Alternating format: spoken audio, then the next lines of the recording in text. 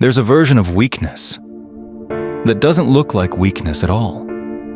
It looks like comfort. It sounds like logic. It feels like control. And if you listen to it long enough, it will quietly take your life apart. In a city that never really slept, where ambition buzzed louder than traffic, lived a woman named Lena Voss. 28. Sharp mind, good job, stable life. From the outside, she looked like she had everything together.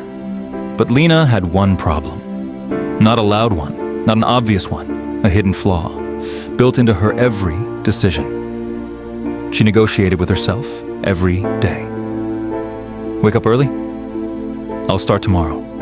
Go to the gym? I'm too tired today. Work on her goals? I need to feel ready first. It always sounded reasonable. That was the trap, because weakness rarely says, don't do it. It says, not now. At first, nothing broke. She still showed up to work, still paid her bills, still smiled when people asked how she was doing. Good, she'd say, and she believed it. But slowly, things began to slip. Not dramatically, quietly.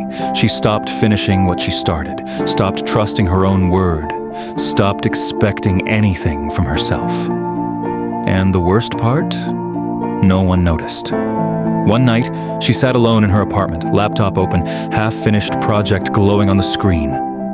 Another idea, another plan, another thing she was going to do, but hadn't. Her cursor blinked, waiting, just like her life, waiting. That's when something inside her cracked. Not loudly, not dramatically, just a quiet realization. I don't trust myself anymore.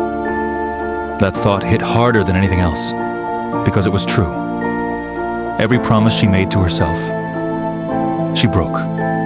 Every plan, delayed, every goal, negotiated. She wasn't failing because life was hard. She was failing because she always gave herself a way out. That night, she didn't distract herself. No phone, no music, no noise, just silence. And in that silence, she saw it clearly. Her problem wasn't motivation. It was permission. She had given herself permission to quit every single day. The next morning, nothing magical happened. No burst of energy, no sudden inspiration, just an alarm at 5 a.m. and a choice. Her mind spoke instantly. You didn't sleep enough. You can start tomorrow. Missing one day doesn't matter. Same voice, same script, but this time, Lena didn't argue with it. She just moved, feet on the floor. It felt wrong, heavy, unnatural, like she was breaking something inside herself. And she was. That day, she made a decision most people avoid. Not a goal, not a plan, a rule. She took a notebook, real paper, not her phone, and she wrote, I train at 5 a.m. every day. No exceptions. Not I'll try, not I want to. I do. Then she did something even harder. She told people, her friends, her co-workers, her sister, not for support, for pressure. Because Lena understood something most people don't. Private promises are easy to break. Public ones cost you something. Day 3 was the first real test. Her body ached. Her mind pushed back harder than ever. This isn't sustainable. You're overdoing it. Be realistic. It sounded wise, but she recognized it now. It wasn't wisdom. It was weakness, trying to survive. So she showed up. Not perfectly, but fully. Week 2. Something strange started happening. The arguments got quieter, shorter, less convincing.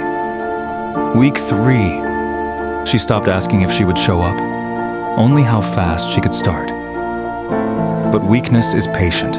It doesn't disappear. It waits.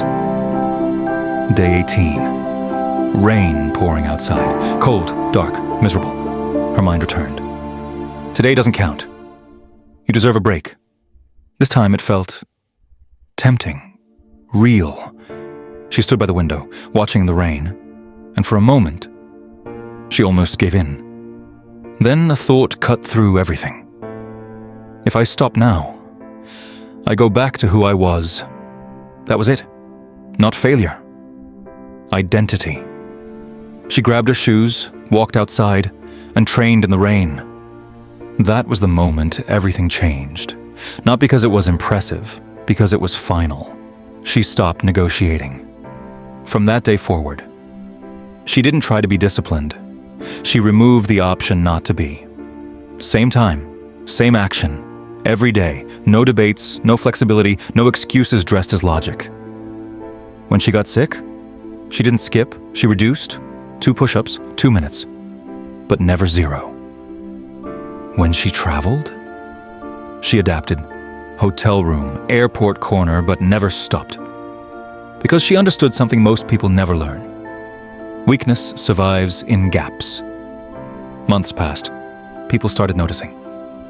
You've changed. You're intense now. You never miss. They called it extreme. Unbalanced.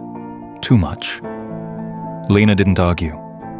Because she knew the truth. They weren't.